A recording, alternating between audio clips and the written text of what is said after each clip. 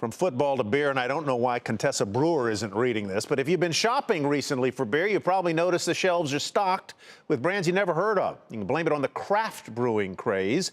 Craft brewers may be defined as companies producing less than 6 million barrels of the foamy stuff a year. But that is not stopping the big firms from getting in on the action. Landon Dowdy has that story tonight from Washington, D.C.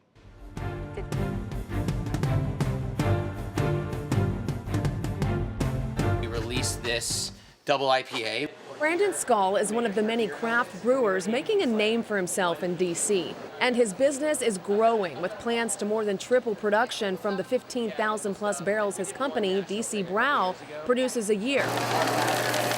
While overall beer sales are dead on flat, last year craft brewers posted 6% volume growth. And big beer is getting in on the action. Take AB InBev. In the last 5 years, it bought up 9 craft brewers to get in on the trend. Miller Coors purchased 4. So what's in it for the craft brewers? When a company like AB InBev or Miller Coors purchases a brewery, it certainly gives them additional advantages in the marketplace, access to distribution and retailers that they wouldn't have as an independent brewer. And so it does create challenges, particularly for regional craft brewers that are going head-to-head in the same scale retail channels as those larger brewers. Cheers.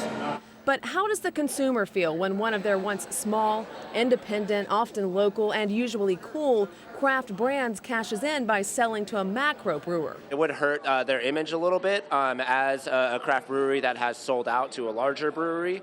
But overall, I think if the beer, still speaks volumes to what they're doing, I think it's still good beer. Consolidating by buying up craft brewers is one way big beer companies eliminate competition. Skull says the craft companies aren't really going head-to-head. I would say that it's a little bit of a different industry from most because our direct competitor is not necessarily our craft brewery friends down the street.